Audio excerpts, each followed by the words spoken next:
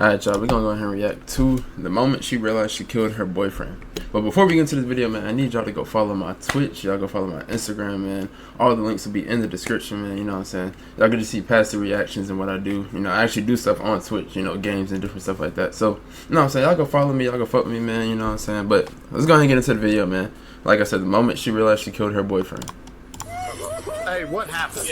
I don't know. Did you just come home? I was down the street walking my dog and they shot him.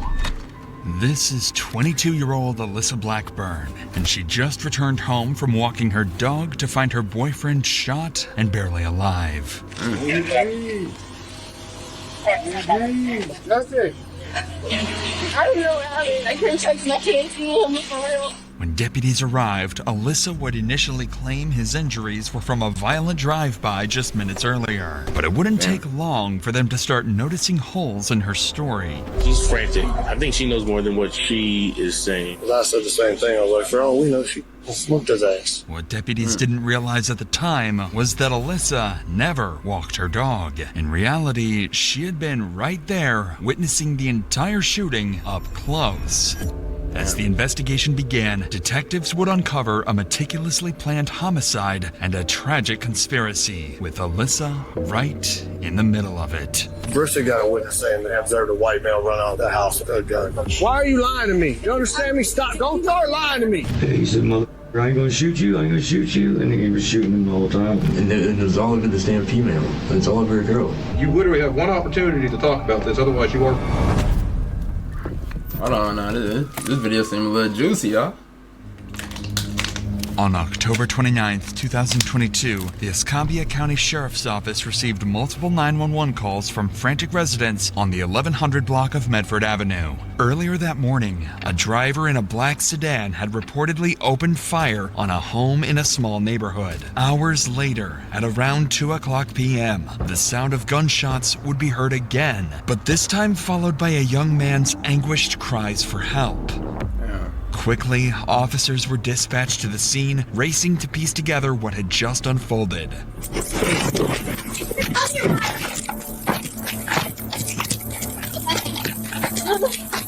What we got? 331, we need EMS and round gunshot victim inside the house. Anybody else in here? No, my dog's in the bathroom. Please don't go in there. I got a chest too, I'm gonna go get it.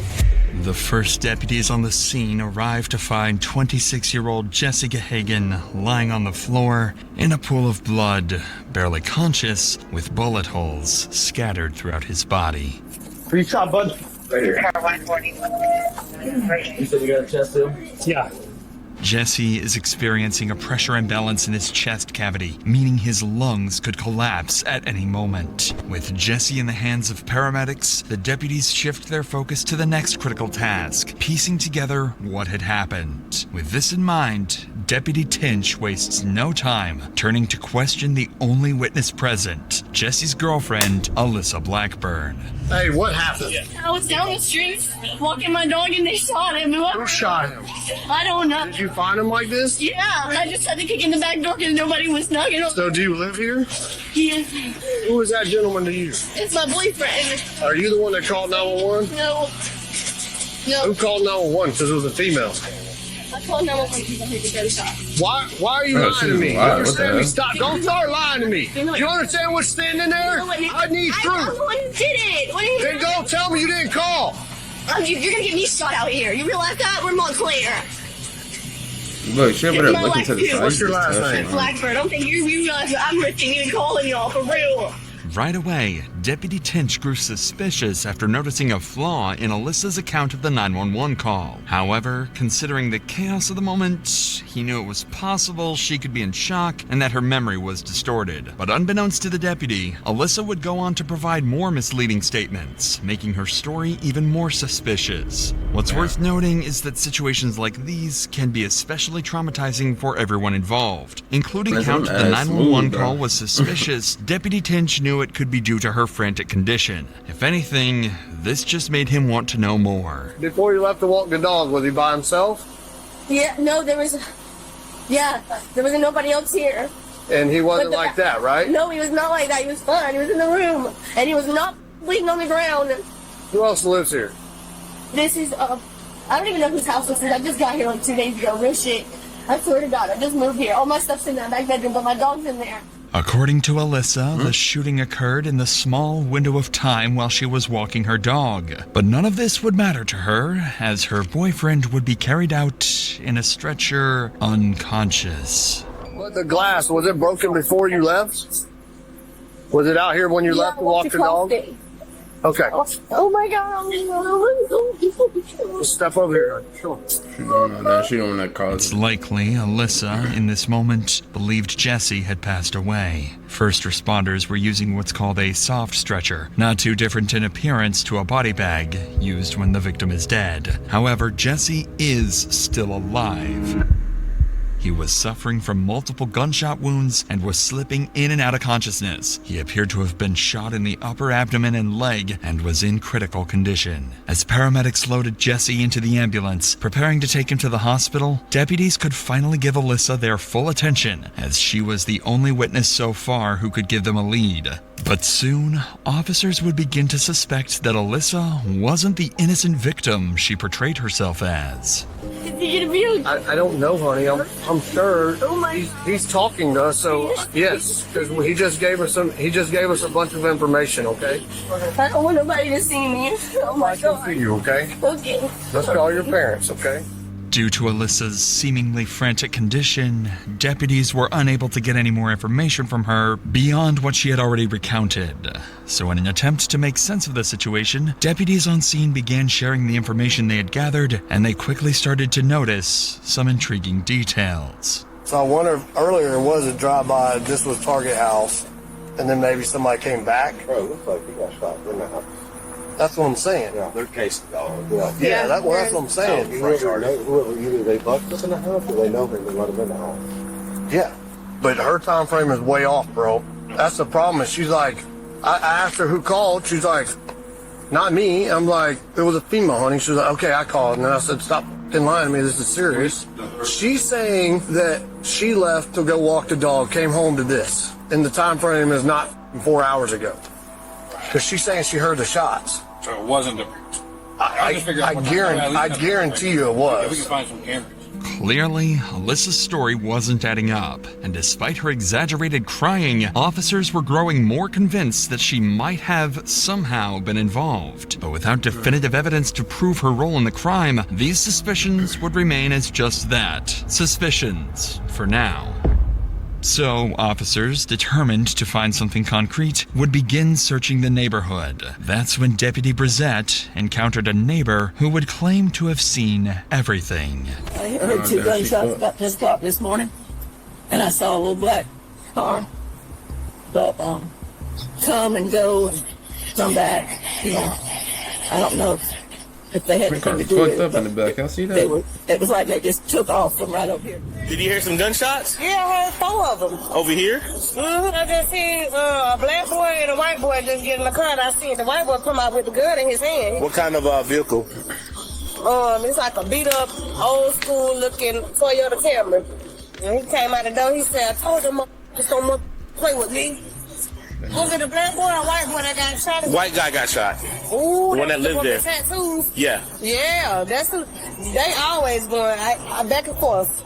With different people? Mm-hmm. Okay. Yeah. Have you ever seen that car in the area before, that white guy? Always there. The Camry's always there? Yeah.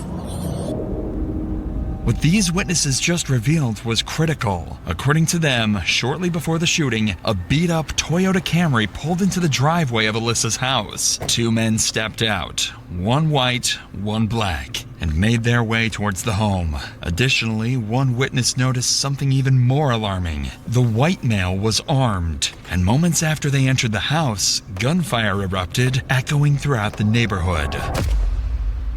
With this new information at hand, deputies could finally narrow their focus to 2 prime suspects, who for now would remain unidentified. As for Alyssa, her role in the investigation was still unclear. It still made no sense why she felt the need to lie about her story. And given Alyssa's emotional state, it was impossible to get anything valuable out of her, so her parents were allowed on the scene to help her calm down. In the meantime, deputies would notice the biggest flaw in Alyssa's story yet. She was in that fucking house. So she did it? No. Bristol got a witness saying that they observed a white male run out of the house with a gun. Oh, okay. This house is not just 2 days lived in. Hang on. Right. There's other people that live there. Right. So who are they? This deputy just picked up on a very important realization. The house Alyssa claimed she moved into with Jesse only 2 days ago looked well lived in, contradicting her entire story. With this new suspicious clue, Deputy Davidson devised a genius solution to finally determine if she was just an innocent witness or if she had a bigger role in the shooting. If I ask if lives here and she says no, she's lying. Why would she lie? Okay, I'm just gonna go for it. Does anybody else live here with you and Jesse? I don't know who lives here and who don't, because there's people here all in and out all the time. I'm not gonna lie to you. There's a dude named he sleeps on the couch sometimes, I guess. I don't know. Because he was like, I've been letting you stay here because he stayed in tip. But the way they were talking, it sounded like he just got here. You know what I mean? Like, they haven't been there that long. Alyssa finally cracks, admitting that one of Jesse's friends was living in the house with them. This is important because he could potentially be another witness to the shooting or even a suspect. Deputy Davidson would go on to press Alyssa for more information about this friend, but to no avail. And with nothing else to go on, deputies reached a dead end in their investigation. So far, they knew that 2 unidentified men had carried out the shooting of Jesse and fled the scene in a black Toyota Camry. They also discovered that others had been living in the house with Alyssa and Jesse, opening up possibilities for even more witnesses and suspects. Lastly, Alyssa's account of events had proven quite unreliable due to her frantic condition. So with the on-scene investigation at its end, Jesse clinging to life in the hospital, and Alyssa the only immediate witness, the next move was clear. Take Alyssa to the police station for a formal interrogation and get to the bottom of whatever she's hiding. You could tell she hiding something. An hour later, Alyssa and her mom would be transported to the police station and placed inside an interrogation room while detectives gathered all the evidence from deputies. Alyssa doesn't know it yet, but this interrogation would go far worse than she could have ever imagined. God. Don't touch me! Don't you touch me! There's no reason they have to talk to us by themselves. There's a camera in here. There's audio in here. We hear everything. Yeah. There's no reason they have to talk to us by themselves. You're right. Alyssa realizes she's being recorded and immediately makes her mom aware. It's clear this isn't her first time in an interrogation room. Unfortunately for her, the cameras would turn out to be the least of her worries. Detectives would walk into the room with a clear plan in mind, figure out why Alyssa lied. If they can press her on the details, she might slip, giving them a real shot at actually solving the case. David Preston, you know David? How do you know him? Experience. Experience? Yes. I got in trouble. Only 2 times I've been in trouble. I didn't want you to be really. Gotcha. Well, I'm investigating Martinez. I work with David, so I know. Yeah. That being said, we want to get some information as far as like how long you guys been living there, who lives there. 2 days, 2-3 days. We just got there. If I have my phone, I can tell you exactly, but they wouldn't let me get my phone. Okay. I know, but it wasn't I can't remember where it was, but. Okay. And the only reason I'm asking is because, like I said, we have to get a search warrant in order to get the house. Okay. So once we get into the house and we look around, if something's missing, like his cell phone, then maybe we can possibly start trying to track it and find it. Okay. So, no, I'm not going to question you at all. So that's why I was asking, I'm not asking like to pry, but maybe something's missing and maybe we can track it and be like, I know y'all are just trying to help for real. I'm not that type of person. I know y'all are just trying to help. Okay. Alyssa has to be feeling the pressure at this point. She's told her version of events several times by now, and yet investigators keep asking the same questions. Perhaps that's why, after an entire afternoon of speaking to law enforcement, she finally gives them something substantial. All right, so it's just you and Jesse that live in that house? No, there's 2 males there and there's Jesse. But there's people in and out of there all the time, you know what I mean? I mean, it's like literally like a ghetto trap, kind of like out here. You know, you haven't seen the house, but the whole house is like trashed almost. I tried to clean it up and I mopped the floors and kind of stuff like that because I have nowhere to go. But there's a dude named Ian for sure. I know because he sleeps on the couch, and I know he was getting help from somebody. The dude who lives there, I guess, around a regular, trying to get off of drugs. Okay. Is he a black male, white male? He's white. Okay. Yeah, he's tall. He's real tall. He's like real tall to me. I'm like 5 foot. Alyssa confirmed that 2 other people lived in the house, noting that individuals are constantly coming and going, a detail that could suggest drug activities considering her previous statements and frantic behavior earlier. But most importantly, she mentions one of the roommates by name. If investigators can track him and the other roommate down, they may not have to rely solely on Alyssa's version of events, as it's obvious she hasn't been telling the whole truth. So the detective continues to question Alyssa in hopes of extracting another name. Start from what did you do today? From when you got up. I woke up on the couch, and he was on the couch across from me, and Jesse was sitting in his chair. It's in the living room, whatever. I called my mom and daddy because I was supposed to go over there. There's voicemail, so I'm saying that he called him. I don't remember exact time. You called us? But the other dude that lives there, he wasn't there. He was supposed to go to get a hotel room with a girl the night before, so he hasn't been there. Who's that? I think his name's... Okay. It starts with... Yeah, but he wasn't there at all. Alyssa doesn't realize it yet, but with the other roommate's name obtained, the investigation has already taken a sharp turn.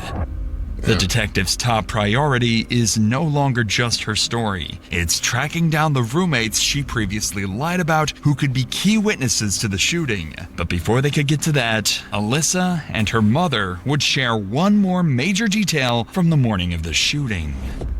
We go to my new house where we're building because we're moving into it. We just closed on it. So we go over there. She has somebody else come and get her to go through her paperwork for work and stuff like that because we're moving. And I don't know who it was. It doesn't end up working out. Because I went to FedEx and stuff like that. And then I got... Did this person come pick you up? Did you call them to come pick you up, or they just showed up? It's a friend. I don't really know him like that, you know what I'm saying? Jesse doesn't like anybody to know where we stay at all because of what he does. And obviously y'all know what he does, you know what I'm saying? Because I told the police. I don't know if y'all talked to the police yet. Yeah, okay. Yeah. And what does he do? Sell drugs? Allegedly. I don't know. What's important? I don't even know if I just used that right. Yeah, he sells drugs. He sells drugs. And what kind of car did this person pick you up? Well, a black car. Yeah, I don't know what kind of car it was. Just black. It's an older vehicle that doesn't even have the emblems on it. Did you see it? I didn't pay attention. It was black. That's like it was spray painted? Yeah, maybe. I don't know. It was. I know it was black, though. I didn't like all Toyota or something like that? It was definitely a small sedan. What's a sedan? It's a sedan car, correct? Yeah. Yes, maybe. Well, that's... I think it's 4-door. Alyssa's mother just described the same car that witnesses saw fleeing the scene, a black Toyota Camry. But what's even more crucial is Alyssa's own admission. She was in that very car after being picked up by a so-called friend. With this insight, detectives now have a major person of interest, whoever was driving that black Camry. Now their top priority is clear. Identify this man. What's his name, the guy that come and got you? I don't know him. That's what I'm saying. Well, how'd you call him? Jesse, I didn't call him. I said I didn't call him. Oh, he just showed up at the house? Yeah, my brother knows him, and Jesse knows him, and all kind of stuff like that. Like, he comes around all the time and hangs out with him. I don't associate myself with people that he does. I'm not allowed to even be at the house by myself. Is he white or black? He's white, for sure. Can you describe him to us? Well, he's kind of ghetto. I know he's ghetto. He's got tattoos. Yeah. You can tell he's been to jail. 20s, just so you could say he's been to jail. At least like his late 20s. Despite the vague description, detectives can now confirm the driver of the black Camry is a white male in his late 20s with tattoos. Combined with all the other information, these details are enough for detectives to begin searching. But before detectives wrap up Alyssa's interview, they would have to deliver the tragic news of what happened to Jesse. I did just get off the phone with the doctor's office, and he did not survive. You're lying. I swear to God. I swear to God. No, don't you. Don't you touch me. Where's my dad? Why he's not here? She said, "Where's my dad?" Yeah, she must not like the mom. You swear to God. No. Jesse Gahagan had died. Alyssa seemed truly upset at this news, even though she almost certainly expected his death, as detectives would come to find out eventually. That's crazy, but while it's not officially confirmed, all signs point to one chilling reality. This is, most likely, all an act, and it would be revealed soon. Bro, isn't it crazy how females can just manipulate that? Like she's over there crying, bro, and she's the one that set it up, probably. Putting on a whole act, bro. That shit crazy, my nigga. Yeah, we can get you out of here. Raise your right hand. Somebody killed your boy. Yeah, I called the police. I tried to save his life. I tried to make him do better, bro. I tried. I'm the only one who gave a about him. No, I'm being serious. You don't get it. Don't let nobody. I'm the only one who called the police when he overdosed. Twice, not even his mom again. All by myself. Alyssa would continue this frenzy until detectives had to end the interview. Even though she seemed genuinely upset over Jesse's passing, detectives would soon find evidence suggesting otherwise. Nevertheless, the stakes were now higher as this had escalated into a murder investigation. At this point, detectives still weren't sure exactly what Alyssa was hiding, but the interviews that followed would begin to reveal the truth. What's up, Miss? Good, how are you? I'm Investigator Alvarez, the one that you ignored last night. Yes, sir. I know you got my text. This is one of Jesse and Alyssa's roommates. It's unclear how investigators first located him, but what is known is that he was initially reluctant to cooperate, ignoring multiple calls and texts from detectives. Perhaps he was hesitant to get involved, but when he finally agreed to an interview, he would deliver the biggest bombshell yet. All right, man. So let's start from the very beginning, okay? Yes, sir. Now, I know before you came in here, you said he knows who did it and who he can get us hooked up with that person and everything else because he tried catching up with you at Tom Thumb yesterday. So, before we get through all the details, who is that person that actually pulled the trigger? It's Jacob Colville. Okay. Who was the black guy that was there with him? I've never seen him before in my life. Okay. If you were shown a picture of him, would you be able to possibly recognize him? Should be able to. Okay. How long have you been known Colville? Colville, I met, I think, 2018 in Walton County. He was we were in the same little pod together in Walton County. Finally, thanks to the roommate, detectives have identified the white man with the gun, 29-year-old Jacob Colville, the same so-called friend Alyssa and her mother described earlier. But to the detectives' surprise, the roommate had even more to reveal. Colville showed up with his two kids in the car and got out and started an altercation with Jesse. And this is all over a female. This is all over a girl. What's her name? Alyssa Blackburn. I guess Colville's in love with his girlfriend or something. I'm not even sure who the girl liked, if she liked either of them or not.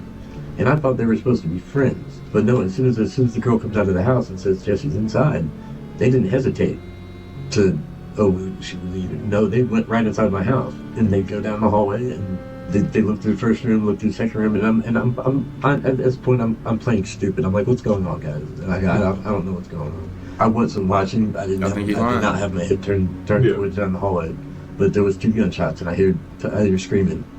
And there's two gunshots, and then by the time I look down the hallway, I see Colville backing up, like with the guns on Jesse, and Jesse looked like he had blood right here, maybe like in the stomach, and then in the chest or the shoulder, and even when he was on the ground, he shot another couple rounds, I believe. How many rounds total? I can't. Quite a few. Yeah, I can't even tell you.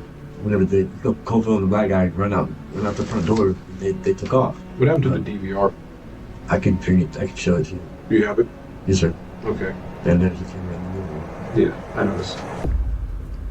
What the roommate just revealed to detectives is everything they need to crack this case. It appears that Jesse's murder stemmed from a long-standing conflict that began in an altercation between Jacob and Jesse, likely during the drive-by incident reported earlier that morning, followed by Jacob returning an hour later to fatally shoot Jesse. Meanwhile, Alyssa not only fabricated her entire version of events, but the whole altercation centered around her. According to the roommate, she was in a love triangle with Jesse and Jacob that turned deadly. It's likely that Alyssa had grown fed up with Jesse before orchestrating the shooting with her friend, or perhaps lover, Jacob.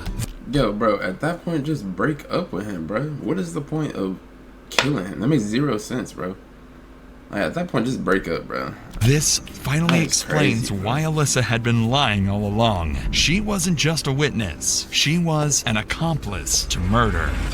Fortunately, the roommate had the shooting recorded on surveillance camera and agreed to hand it over to investigators, providing them with undeniable evidence to bring the killer trio to justice. This incredible stroke of good fortune would continue when the roommate successfully identified Jacob's accomplice from a photo lineup of known offenders. He was 44-year-old Lawrence Bonner Jr. The Escambia County Sheriff's Department quickly launched a statewide manhunt, alerting police to stations and the public to be on the lookout. Not long after, authorities would make a critical discovery. The black Toyota Camry had been found underneath the mobile highway bridge over 11 Mile Creek, burned down to the frame. While the search for the assailants continued, detectives wanted to solidify their case against Alyssa, so they would bring in the other roommate she mentioned earlier, and he would reveal crucial details about Alyssa's sinister role in her boyfriend's murder. That little black Toyota Camry or Avalon or whatever it was, you know, the car they showed up in? Yes. Whose car is that? I think it's Caalebs. He burned it. So. He what? He burned it. Did he? Well, yeah. So do you remember any of the conversation that was going on in the house? Like when they come back, you told them that Jesse's hiding in the back, correct? Yeah. Okay. What was being said after that? Nothing. They were so quiet. Okay. They were just creeping through the house looking for Jesse, and they didn't find him at first. You remember seeing Alyssa come in with a gun? Who? Alyssa, his girlfriend, Jesse's. No. When she first walks into the house and you're on the couch, you know she's holding a gun because we have the DVR. Yeah, I did notice that. Colville did say to Jesse, he said, I ain't gonna shoot you, and he was shooting him all the time. Because Jesse would say that Colville would never shoot him, you know what I mean? Colville shot. You know where Colville might be right now? I have absolutely no idea, man. Well, we already have one of the three. So. Oh, do you? Yeah. One of the three? There's another person that helped them out later. Really? At this point, detectives had multiple statements from both roommates that not only implicated Alyssa, but also discredited her alibi of being somewhere else at the time. Combined with video evidence showing her holding a gun inside the house before the shooting, there was no denying that Alyssa was certainly involved in the murder of Jesse Gahagan. While detectives were wrapping up the roommate's interview, one of the killer trio, Lawrence Bonner, was arrested after deputies surrounded his residence. He was brought into the interrogation room directly across from this one. Detectives didn't waste any time with Bonner and would immediately confront him with video evidence to make him give up Jacob's location. We want to know why he reached out to you, what he told you, because we already know you participated there. We know you didn't pull the trigger. But at this point, you literally have one opportunity to talk about this, otherwise you are, and I'm going to be very straight with you. And if you want to see the video. Yeah, we'll show you the video if you want to see it. Let me see it. Okay. You text, they just asked if I wanted it. Perfect. How is this going to help me, though, man? Why? Because you didn't pull the trigger. I mean, I see your face in there. But I'm still... you acting like, what the going on? I'm still going to end up going to jail. You are going to go to jail, but the difference is whether if you decide to be honest and to help out, and then hopefully the courts will show leniency that you've helped out and you've been honest, that shit went down fast or however it went down. But not saying nothing, that video makes you look guilty as hell, bro. Yeah, what y'all doing, bro? Like, if y'all in this situation, at that point, are you just gonna tell, or are you gonna keep holding it in? At that point, bro, just tell. Cause I mean, they already know. They already know, bro. You might as well tell them. It's cute. You might as well. Y'all niggas to say. You ready? Nah, fucking. He looking for him. Ain't found him yet. Oh, there you go. Oh, he dropped his pistol. Trying to get on. You're like, what the? Here, hold this gun. There you go. Now give me that gun. There you go. Oh, let me go ahead and finish him off right here. Snap. Snap. No, wait, he's not done yet, though. Oh, shit, my gun. Let me get it. Them niggas narrating it. Oh, damn. Oh, let me give him one more, which he did right there. So now you know we're not bullshitting. Which Hey, can I talk about that? Dang, bro. Now talk to y'all, man. Now that Bonner understands the gravity of his situation, he agrees to share everything he knows with the detectives, starting with what the three of them did to Jesse. I really don't know. But you know him by sight. You've seen him around. I seen him around. You know, he offered me a ride. I took the ride, right? Yeah, we put up at the house. The girl in the car, the girl, like, she was just like saying that the dude was selling, but something about the busted the windows or some shit like that though. And then old girl, she's knocking on the door trying to get in. Yeah. And then she comes back to the car and she throws something in the car and then she goes and walks her little dog. And then the rest of it's self-explanatory. We see the shots that happen and all that. Y'all walk back outside and y'all get in the car. And where's the girl? Does she get in the car with y'all? She had them ran up. Okay. She ran up. Bonner had just admitted his role in the shooting, going so far as to confirm that Alyssa had been present the entire time. Under pressure from the video evidence, Bonner would eventually confess to something even more damning. He had provided Jacob with the gun used to shoot Jesse. Bro, why would you even say With that admission, Bonner officially became an accomplice to murder. Investigators would wrap up Bonner's interrogation and book him into jail. One member of the killer trio was down, two more to go. A week later, on November 5th, authorities tracked down Jacob Colville in Eustis, Florida, attempting to evade capture disguised in a wig, glasses, and makeup. But his cover didn't last long. An officer recognized him, initiated a traffic stop, and took him into custody. When finally apprehended, Colville was found with a loaded handgun and drugs in his car. He would reportedly state, "I don't regret it," when inquired about the murder. As for Alyssa, a warrant for her arrest was issued, and she was quickly apprehended, held in county jail without bond. While the killer trio's exact motives remained unclear, investigators determined that Colville, Blackburn, and Bonner were driven by a mix of personal vendetta and criminal intent. Their actions were likely tied to drug dealings and internal betrayals within their circle, leading them to see Jesse Gahagan as a liability that needed to be eliminated. Nearly 2 years later, in June 2024, Colville was sentenced to life in prison for the first-degree premeditated murder of Jesse Gahagan. Meanwhile, Lawrence Bonner and Alyssa Blackburn were also charged as principals to first-degree murder. As of this writing, both remain in jail awaiting trial. If convicted, they too will likely face life in prison without the possibility of parole. Dang, boy, that is crazy. I ain't even gonna lie, bro. I can imagine doing a life in prison, bro. Hey, that shit crazy, my nigga. Hey, y'all let me know what y'all think in the comment section below, man. Like I said in the beginning of the video, man, y'all follow my Twitch, my Instagram, all that stuff. It is in the link. It is in the description, so, you know what I'm saying? Go do it, man. You know what I'm saying? Go fuck with me, y'all. I fuck with y'all. Y'all fuck with me, man. You know what I'm saying? We're running it up, y'all. We are currently at like 110 subscribers by the time I make this video, I think. So, you know what I'm saying? Y'all be going up, man. Y'all sub, like, comment, all that good stuff, man. I fuck with y'all, man.